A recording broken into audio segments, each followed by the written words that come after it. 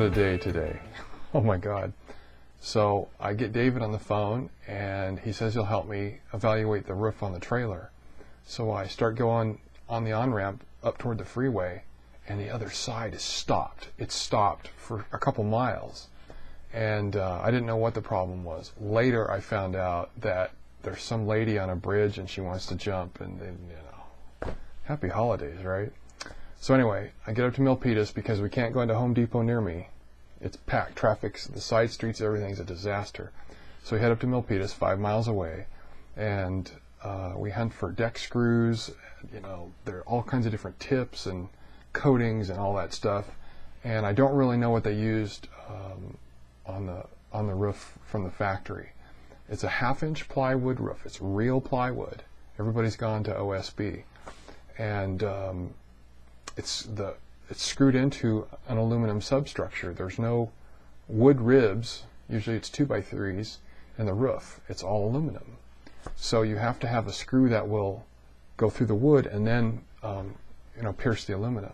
So we got to see. It's probably the ones I've seen going in the sides through the siding was they have kind of a self-tapping head on them, and it doesn't really thread the aluminum. It kind of pierces it and creates a couple of threads, which gives it a great grip, right?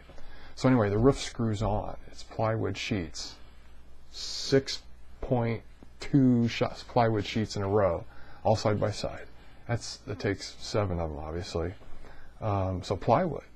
1/2-inch plywood, or what they call 15/32, which is no longer 15/32. It's 0.452. It's like they can't actually make it how it's labeled.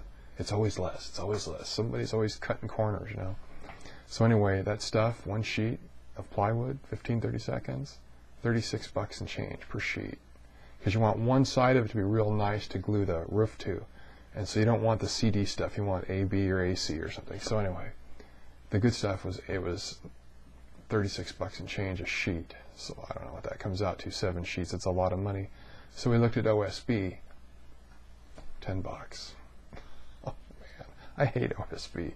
That stuff delaminates if it gets wet. But how many years do I want out of this roof on this trailer? So 10 versus 36 times 7 for both of them. So I don't know. I'll figure that out. Anyway, we still got to do the screw thing, figure out which ones to get.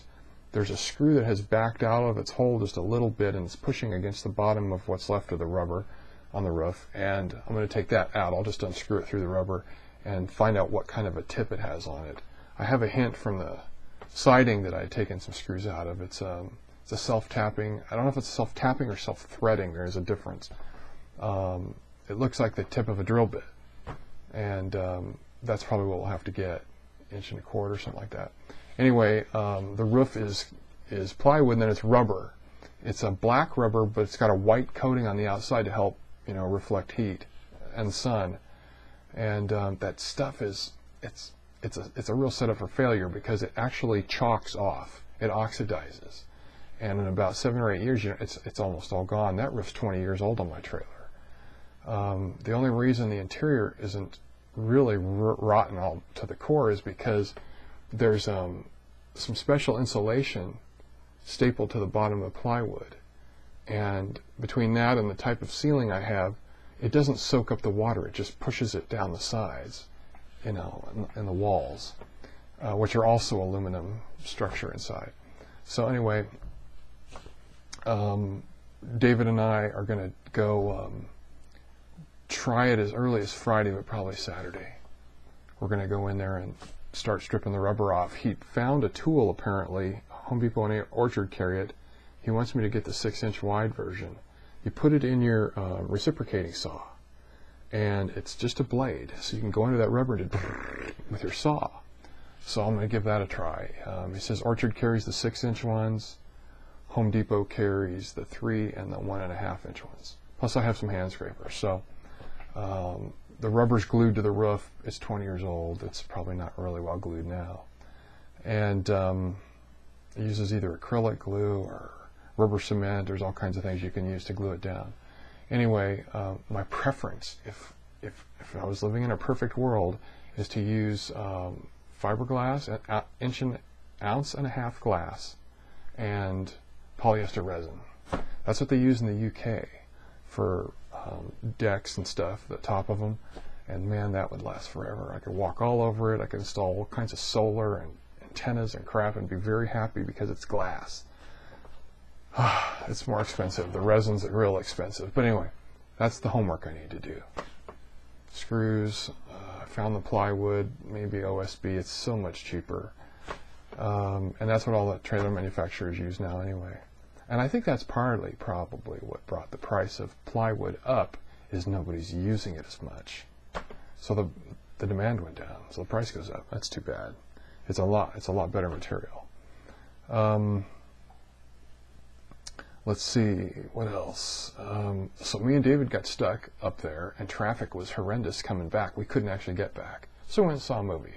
What did we go see? Part 1, Mockingjay. You guys know what I'm trying to say. It was fantastic. So we went and saw that, and that killed enough time, and I came back down, and I had to take the back way and around and about to get home. But I got home. So that was quite a disaster over on the freeway. Anyway, so this is kind of the opener, the prep for the trailer. I got some homework to do. See if I can find the kit. You have to use a new rubber roof. They call it self-leveling.